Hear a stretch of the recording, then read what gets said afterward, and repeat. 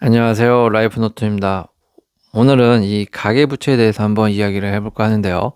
지금 대한민국은 1인당 평균 부채가 9,200만 원을 돌파하며 가계부채 기록을 또 최대 경신했다고 해서 주제로 갖고 와봤습니다. 우리 가끔 놀러 가거나 하면 이런 생각할 때가 있습니다. 도대체 다들 돈이 없다는 거야, 있다는 거야 라고 생각할 때 있죠. 왜냐하면 카페는 항상 만석이고 여행 가는 사람도 많고 차도 계속 바뀌는데, 그런데 통계를 보면 가계부채가 사상 최대 1인당 평균 빚이 9,721만 원이라고 하니까 헷갈릴 수밖에 없는 거죠. 이게 어떤 숫자냐면요. 지금 이 영상을 보고 있는 여러분이 아무리 나는 빚이 없어 라고 말을 해도 우리 사회 전체로 보면 이미 국민 한 사람당 1억 가까운 빚을 안고 있는 나라가 됐다는 뜻입니다. 이제 질문을 바꿔야 할 때가 아닌가 싶어요.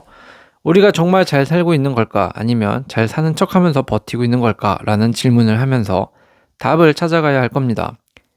사실 예전에는요, 빚이 있어도 괜찮았습니다. 금리가 낮았으니까요. 집값은 오르고 월급은 조금씩 늘고 시간이 해결해 줄 거라 믿었던 게 있었죠. 그런데 지금은 상황이 완전히 다르죠. 금리는 올라갔고 월급은 제자리인데 이자는 매달 통장에서 자동으로 빠져나가는 세금처럼 돼버렸습니다. 이제 빚은 더 이상 미래를 앞당기는 도구가 아니라 오늘의 숨통을 조이는 고정비가 됐다라는 거죠. 사실 오늘 이야기는요, 단순히 가계부채가 많다라는 이야기를 하려는 게 아닙니다. 왜 이렇게까지 빚이 늘어나는지, 이 구조가 앞으로 우리 삶을 어떻게 바꿀지, 그리고 지금 이 시대에 돈 관리의 기준을 어떻게 다시 세워야 하는지, 이걸 좀 현실적으로 이야기해 보려고 합니다. 지금은요, 돈을 많이 버는 사람이 이기는 시대가 아닌 것 같아요. 이자를 덜 내는 사람이 살아남는 시대가 되어가고 있습니다. 곧 예전에는 이기는 사람이, 많이 버는 사람이 이기는 사람이었다면 지금은 그냥 살아남는 사람이 이기는 시대가 되어가고 있는 거죠. 실제로도 그렇습니다. 지금 한국 가게에 무슨 일이 벌어지고 있는지, 돈을 보는 기준을 어떤 식으로 바꿔야 하는지를 한번 이야기해 보도록 하겠습니다. 그럼 왜 또 다시 지금 가계부채가 문제인가라는 것을 좀 생각을 해봐야 되겠죠. 가계부채 사상 최대라는 말을 하면 많은 분들이 이렇게 생각을 합니다. 가계부채는요, 어제 오는 이야기도 아니잖아요 라고요. 맞습니다. 빚에 대한 이야기는 늘 있었죠. 하지만 지금 특히 위험한 이유는 따로 있습니다. 그 첫 번째 이유가 바로 금리 환경이 바뀌었다라는 건데요. 불과 몇 년 전만 해도 대출 금리는 2%대였죠. 그때는 빚이 있어도 버틸만 하다라는 말이 통했습니다. 하지만 지금은 좀 다르죠. 주택담보대출, 신용대출 금리가 5% 정도 올랐습니다. 안팎까지 올라오면서 이제 가계부채는 더 이상 관리 가능한 레버리지가 아니라 매달 현금 흐름을 잠식하는 고정비가 되어가고 있다. 그리고 그 이상이 되었다라는 게 큰 변화일 겁니다. 두 번째로는 바로 소득 증가 속도가 이자 증가를 따라가지 못하고 있다라는 건데요. 사실 이 부분은 경제 이야기를 할 때마다 빠지지 않는 부분이기도 합니다. 월급은 조금씩 오르지만 대출 이자는 훨씬 빠른 속도로 불어나죠. 이 말은 곧 많은 가정이 열심히 일해도 실제로 손에 남는 돈은 오히려 줄어들고 있다. 이런 뜻입니다. 그럼 또 대출을 조금만 받으면 되지 않나요? 라고 말씀하시는 분들도 계신데요. 이 부분은 조금 상황마다 다를 수 있겠죠. 대출이 부담이 되면 차라리 모두가 대출을 안 받으면 됩니다. 그럼 이 부분이 해소되고 문제가 안 되겠죠. 하지만 세상과 사람들은 다들 그렇지 않죠. 누군가는 저축만 하는 사람이 있고요. 누군가는 자산을 구매하는 사람이 있습니다. 투자 방법과 재테크 방법이 생각과 가치관이 다르고요. 소득도 다릅니다. 그렇기 때문에 대출 조금 받는다고 해결되는 문제가 아니라는 점을 먼저 인지하고 생각을 해봐야 할 겁니다. 그 부분은요. 세 번째로는 예전과 비교해서 부채의 성격이 바뀌었다라는 겁니다. 예전에는 집을 사기 위한 주택담보대출이 사실 중심이었습니다. 그게 전부였고요. 지금은 생활비, 카드론, 마이너스 통장처럼 버티기 위한 빚이 빠르게 늘어나고 있다. 이건 단순한 자산 투자 문제가 아니라 이미 생계형 부채의 시대로 들어섰다라는 신호일 겁니다. 그래서 지금의 가계부채는 빚이 많다는 수준을 넘어서 한국 경제의 체력 자체를 시험하는 단계에 와 있습니다. 이제 가계부채는 한 집의 문제가 아니라 한 세대의 문제이고 곧 대한민국 경제 정체의 어떤 리스크가 되어가고 있는 거죠. 지금 이 시점에서 가계부채를 다시 짚어봐야 하는 이유도 바로 여기에 있다라는 겁니다. 일부 사람들은 이렇게 말씀하기도 합니다. 가계부채가 대체 어디서 그렇게 느는 건가요? 사람들이 부채가 많아지는 이유가 대체 뭐죠? 라고 물어보시는 분도 있을 텐데요. 분명한 건 특정한 한 가지 이유만은 아니다라는 건데, 일단 구조적인 세 가지 문제가 있다라고 생각을 합니다. 첫 번째, 바로 부동산 중심의 자산 구조가 문제인 거죠. 이거는 뭐 누구나 다 알고 있죠. 한국 가계 자산의 절반 이상은 여전히 아직도 부동산에 묶여 있습니다. 집값이 오르던 시기에는 지금 안 사면 영원히 못 산다라는 불안이 커졌고, 그 결과 많은 가정이 대출을 최대한 끌어다 집을 사는 선택을 했죠.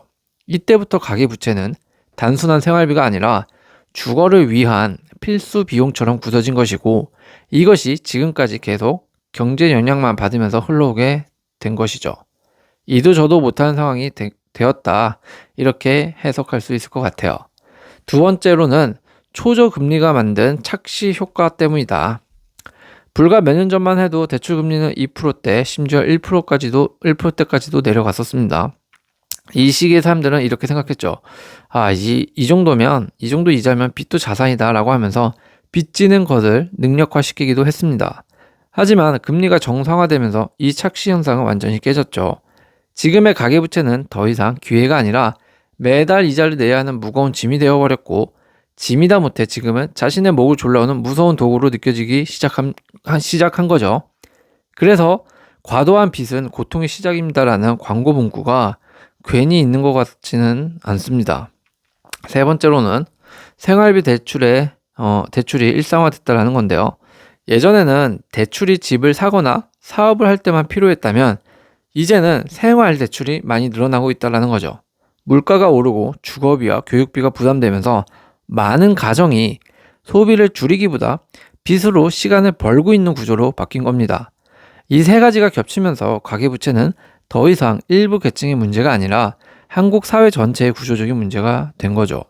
그래서 지금의 가계부채 증가는 단순한 개인의 선택의 결과가 아니라 부동산 구조, 금리 환경, 생활비 부담이 만들어낸 시대의 결과라고 볼 수 있을 겁니다. 그럼 가계부채 증가는 분명히 경제 건강 상태의 어떤 전조 증상이자 신호일 텐데, 앞으로 대한민국은 어떻게 흘러갈까요? 라고 생각해 볼 수가 있겠죠. 생각해 볼 수 있는 시나리오는 뭐 세 가지 정도가 될 것 같아요. 첫 번째가 바로 연착륙 시나리오입니다. 단기 침체죠. 금리가 점진적으로 내려가고 가계부채 증가 속도가 둔화되는 겁니다. 경제 감가 큰 충격 없이 안정되는 경우인데, 이 경우 대출 이자 부담이 좀 서서히 좀 줄어들고 소비가 조금씩 회복되면서 부동산 시장도 급락없이 조정 국면에 들어가게 됩니다. 이렇게 되면. 하지만 이 시나리오는 한 가지 전제가 분명히 필요합니다. 물가와 금리가 동시에 안정돼야 한다는 조건인데요. 지금 현재로서 미국, 중국 같은 이런 세계 경제나 상황, 또 물가 수준, 금리 문제를 돌아가는 것들을 이렇게 좀 보고 있으면 현실적으로는 사실 불가능해 보인다 라는 느낌이 듭니다. 두 번째로는 바로 이 장기 침체. 사실 이 시나리오가 가장 현실적인 시나리오죠. 제일 가능성이 높고요. 금리는 쉽게 내려오지 않고 소득 증가의 속도는 더디고 이자 부담은 계속 높은 상태가 유지되는 상황일 텐데, 지금이 딱 그 상태죠. 이게 이제 계속 가면 지금 시나리오처럼 계속 가는 겁니다. 장기 침체로. 이렇게 되면 가계는 이제 소비를 줄이고 자영업과 내수 경기는 위축되겠죠. 그러니까 이때가 되면 뭐가 되냐? 바로 버티는 경제로 돌아선다. 지금도 버티는 경제지만 이게 길어지게 되면 더 힘들어진다라는 거죠. 이 시나리오는 눈에 띄는 위기는 크게는 없지만 삶의 어떤 체감 난이도가 계속 올라가는 구조입니다. 이 말은 내가 투자를 크게 해서 실패를 하거나 무언가 일을 크게 벌려서 잘못한 것도 없이 열심히 일하면서 꾸준히 쉬지 않고 일은 하고 있는데 앞으로 나아가지는 않고 이상하게 계속 힘든 상황인 상태가 된다라는 거죠.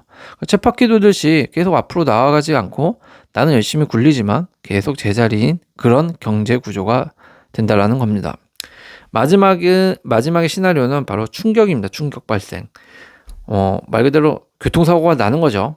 제일 오면 안 되는 시나리오다라는 건데, 부동산 가격 조정과 함께 연체율이 급등하고요. 이렇게 되면 금융권이 대출을 조이기 시작하고 가계 부채는 단숨에 경제 위기의 방아쇠가 되어 버리는 거죠.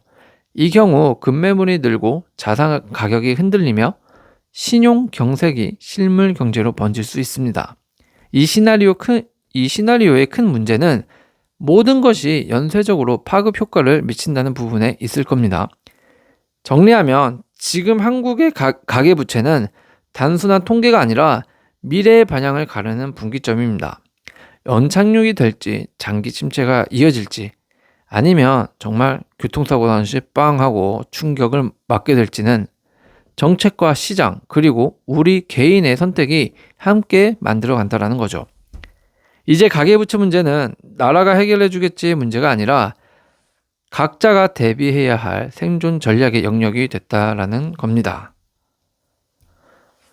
오늘 결론적으로 이야기하고 싶은 핵심적인 부분이 될 수가 있을 것 같은데요. 빚이라고 다 나쁜 것은 아닐 겁니다.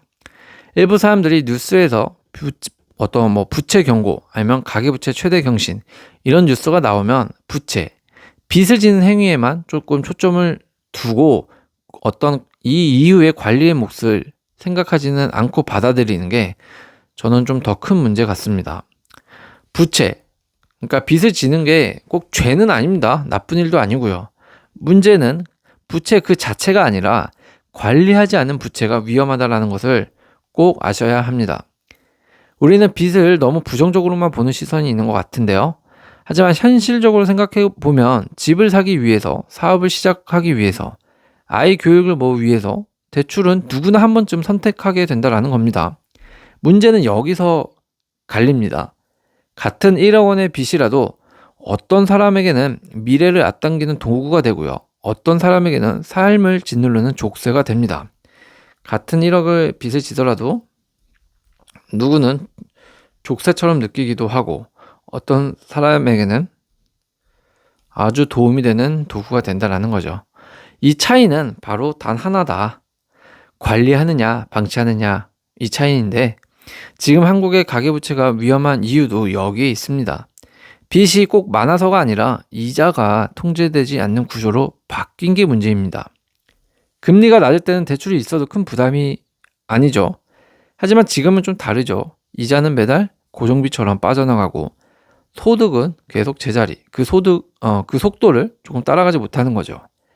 이제 부채는 나중에 갚으면 되지의 문제가 아니라 오늘의 현금 흐름을 결정하는 가장 큰 변수가 되어버렸습니다. 그래서 지금 필요한 건 빚을 없애야 한다라는 구호가 아니라 빚을 통제하는 시스템이 필요한 겁니다. 고금리 대출부터 줄이고 변동금리가 있다면 점검하고 내 소득 대비 부채 비율을 숫자로 관리해보는 거죠. 이게 바로 부채를 죄가 아니라 도구로 바꾸는 방법일 겁니다. 이제 질문은 이렇게 해야 될 겁니다. 나는 빚이 있느냐 없느냐가 아니라 내 빚은 내가 통제하고 있느냐 가능하냐라는 거고요. 이 질문에 당당하게 그렇다라고 말할 수 있다면 부채는 그 사람에게 더 이상 위기가 아니라고 생각합니다. 하지만 관리하지 않는 순간 그때부터 부채는 가장 조용하면서 가장 무서운 위험이 될 거다라고 말씀드리고 싶습니다. 오늘도 시청해 주셔서 감사합니다.